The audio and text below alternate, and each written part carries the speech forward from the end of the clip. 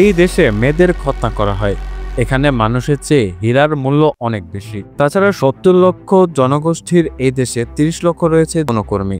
তাছাড়া এদেশের বিয়েতে মেয়েদেরকে দরদাম করে কেনা হয়। তাছাড়া আপনি জেনে অবাক হবেন, এই দেশের দাপ্তরিক ভাষা হচ্ছে বাংলা। চলুন ঘুরে আসি এই দেশটি থেকে। বলছিলাম আফ্রিকার অন্যতম গরিব দেশ সিয়েরা লিওনের কথা। এই দেশের মোট জনসংখ্যার ৭০% হচ্ছে গরিব। সোনা রূপা হীরা কি নেই এই দেশে? বলা হয় পৃথিবীর ৩য় বৃহত্তম হীরার খনি রয়েছে এই দেশে। এছাড়া রয়েছে অন্যতম পণ্য টাইটানিয়াম ও বক্সাইট। এছাড়া এই জায়গায় সোনারও মজুত রয়েছে। কিন্তু এত এত সম্পদ থাকতেও এই দেশের মানুষের কপালে গরিবই যেন লেগেই আছে। ১৯৯১ সাল থেকে ২০০২ সাল পর্যন্ত এদেশে ভয়াবহ গৃহযুদ্ধ শুরু হয়, যেটাকে বলা হয় ২০ শতাব্দীর সবচেয়ে বড় যুদ্ধ। এই যুদ্ধে কয়েক লক্ষ মানুষ নিহত এবং কয়েক হাজার মানুষ আহত হয়। এছাড়া এক দশক ধরে এই যুদ্ধে চলাকালীন প্রায় ১৫,০০০ শিশু নিখোঁজ হয়ে যায়। কি ঘটেছিল তাদের ভাগ্যে? গিনি এবং লাইবেরিয়ার সীমান্তে হাজার হাজার মানুষ জড়ো হয়।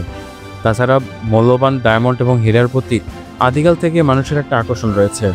তাছাড়া বড় বড় ধনীদের কাছে হীরা এবং সময় হচ্ছে সবচেয়ে মূল্যবান জিনিস। এই হীরাই হচ্ছে এই দেশের সবচেয়ে অভিশপ্তের একটি কারণ। বলা হয় বন্ধুরা, মানুষ হচ্ছে এই পৃথিবীর সবচেয়ে বুদ্ধিমান প্রাণী, কিন্তু হীরার মতো চকচকে এক পাথরের জন্য কত মানুষকে নিরীহভাবে প্রাণ দিতে হয়েছে। তাহলে বোঝা যাচ্ছে মানুষের জীবনের থেকে বেশিরভাগ মূল্য হচ্ছে এই হীরা। দুর্নীতি এবং আইন শৃঙ্খলা ভঙ্গের কারণে আফ্রিকার বিভিন্ন জায়গায় কিন্তু গড়ে উঠেছে মাফিয়া গোষ্ঠী, যারা তাদের কার্যক্রম ফান্ডিং করে এই হীরা বিক্রির মাধ্যমে। এইসব জায়গায় কাজ করানোর জন্য হীরা এবং স্বর্ণের খনিতে মানুষকে দাসত্ব হিসেবে কিনে তারপর তাদেরকে ব্যবহার করা হয়। দিনরাত অমানসিকভাবে তাদেরকে এই হীরা উত্তোলনের কাজ করতে হয়। এর জন্যই এই হীরাকে বলা হয় ব্ল্যাক ডায়মন্ড। সিয়েরা লিওন একটি মুসলিম দেশ। এখানে জনগোষ্ঠী ৬০% মুসলিম হওয়া সত্ত্বেও জনগোষ্ঠী খ্রিস্টানরা এখানে রাজত্ব করে। তবে এই দেশে একটা সুনাম রয়েছে, এদেশে অনেকেই ধর্মকে মান্য করে। পৃথিবীর সবচেয়ে বেশি বাল্যবিবাহ হয় এই সিয়েরা লিওনে। একটা মেয়ে পৃথিবী সম্পর্কে কিছু বুঝে ওঠার আগেই তাকে এখানে বিয়ে দেওয়া হয়। তারপর ওই মেয়েকে তার স্বামীর ভরণ পোষণের দায়িত্ব নিতে হয়। তাছাড়া এ একটা মারাত্মক ব্যাধি।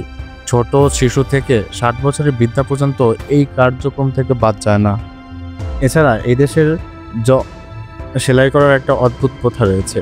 বিশেষ করে কিশোরী মেয়েদেরকে তাদের ওই জায়গাগুলোকে সেলাই করে দেওয়া হয় এবং তাদের যখন বিয়ে হয় তার জামাইরা তাদের ওই সেলাইগুলোকে খোলে। আর এটাতে তাদের কুমারিত্ব নষ্ট হয় না। তাছাড়া এটার পাশাপাশি আরেকটি অদ্ভুত প্রথা সেখানে প্রচলিত, আর সেটা হচ্ছে মেয়েদের খতনা। এর আগে পরে আপনি শুনে থাকবেন ছেলেদের খতনা হয়, কিন্তু এদেশে মেয়েদেরও খতনা হয়।